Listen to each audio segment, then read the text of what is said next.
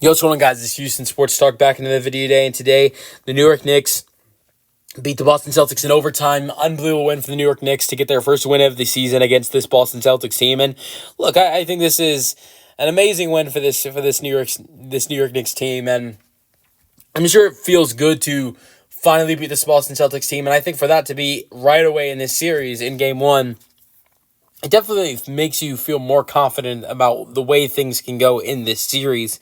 But yeah, amazing performance by Jalen Brunson, amazing performance by OG Anunoby. We'll get into those two guys' performances. But, I mean, let's just talk about the fact that this was a 75-55 ball game. The Celtics were up by 20. Things looked amazing for the Boston Celtics. I remember saying at 75-55 as soon as the Celtics made it 75-55 was the Knicks are in trouble. And that the Knicks just can't get going against this Boston team. I don't know what the deal is when they face this Boston team, but they can't get it going is what I was thinking when it was 75-55. And I remember, I think, as the Knicks start to get shots going, and I think it was an OG Anunoby 3 was the bucket that I realized when they made it 75-61 was this game's not over. I thought at 75-55, this game was completely over. And the Knicks went on, I think an 8-9 run there. But when they made it 61 to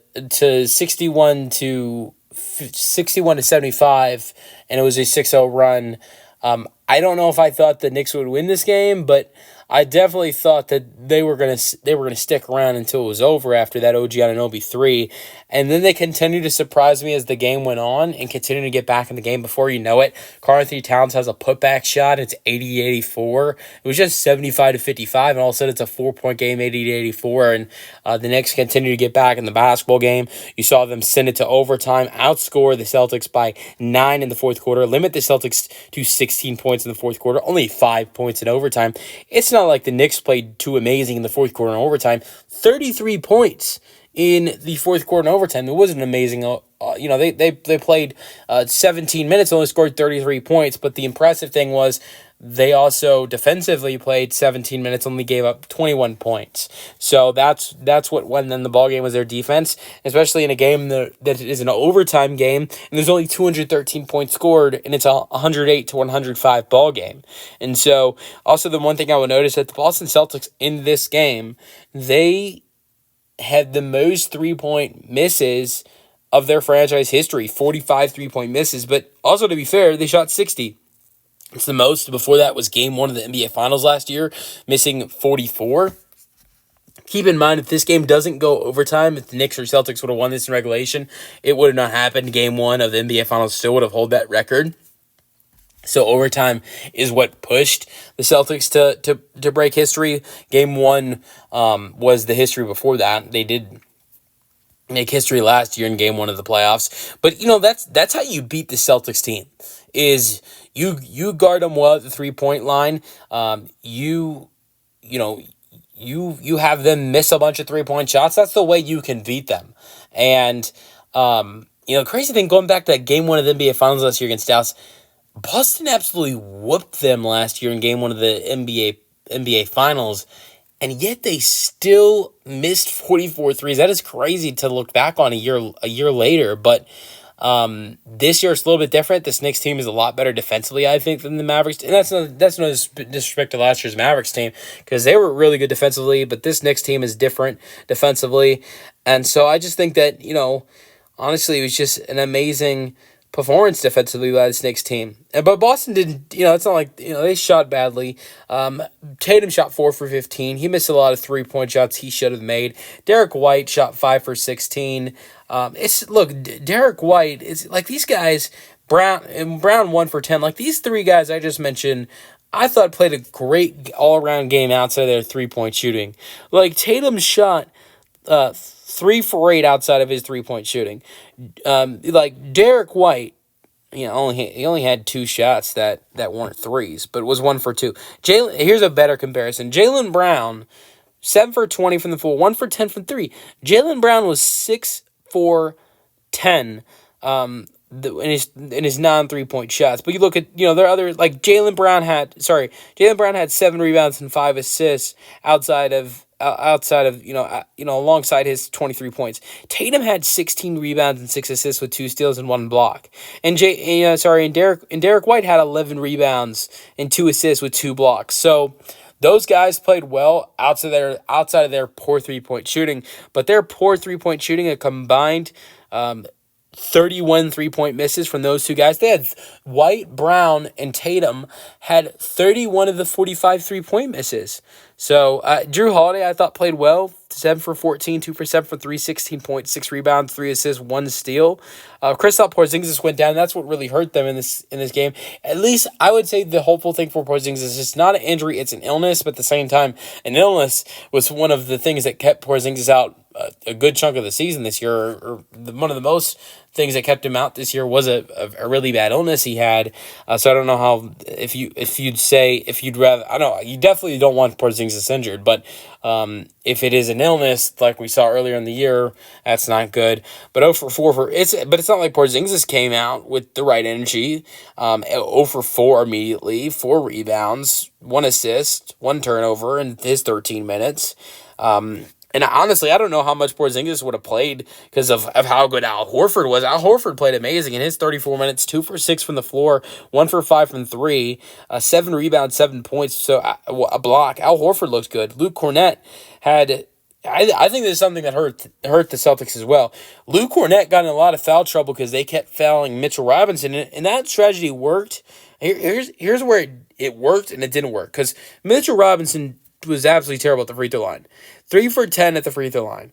That strategy worked, but a lot of those fouls were on Luke Cornett. He got up to 5 personal fouls, only played 17 minutes.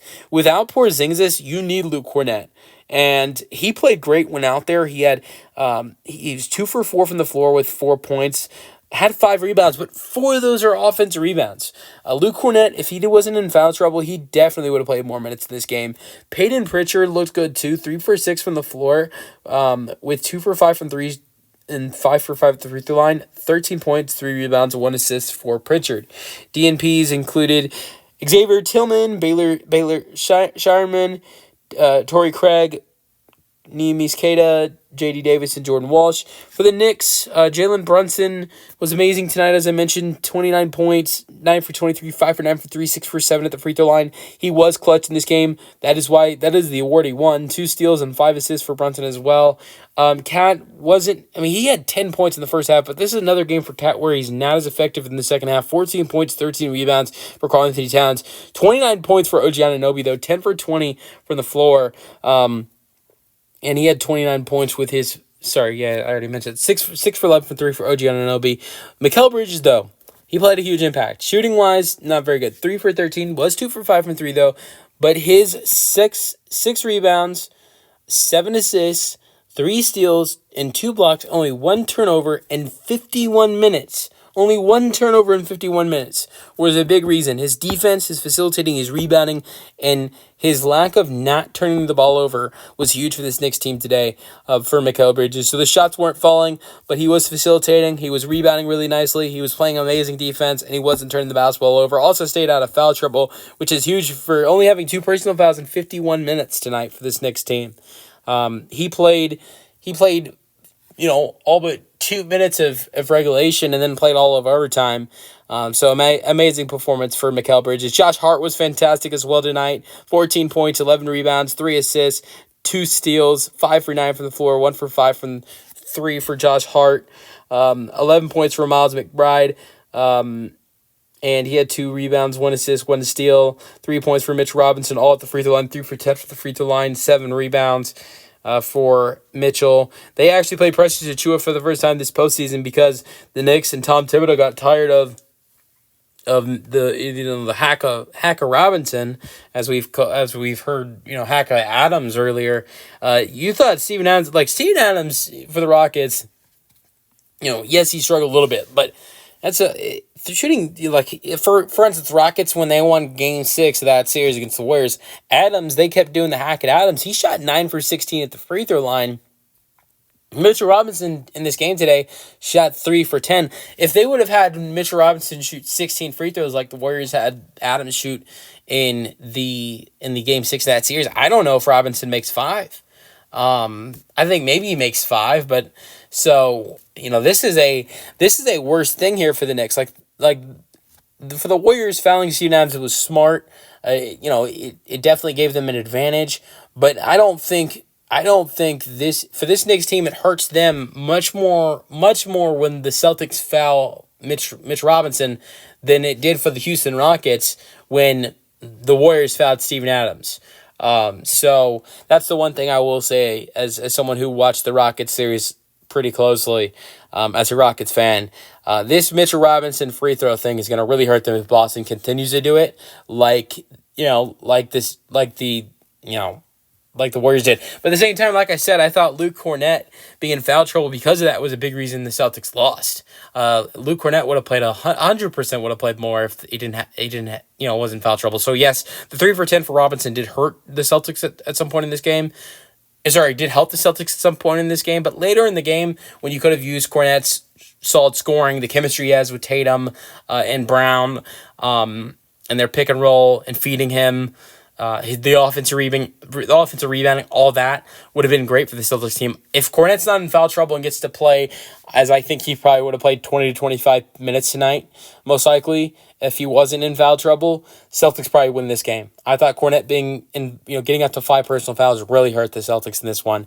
But the Knicks, for them, they played great. OG Anunoby shot amazing from 3. They played amazing defensively, whether it was OG, Bridges. Really, the whole team defensively played amazing. Josh Hart, they all played great defensively, but they shot well. They made shots when they needed to, and this was just an amazing performance for this Knicks team today. For Boston, they need to win Game 2. Game 2 is a must-win because as good as Boston is against this New York team, I will say that New York, with the fired crowd at MSG, and with them feeling more confident in themselves against the Celtics now than they were before, I do not see the New York Knicks losing 2 games at MSG in New York.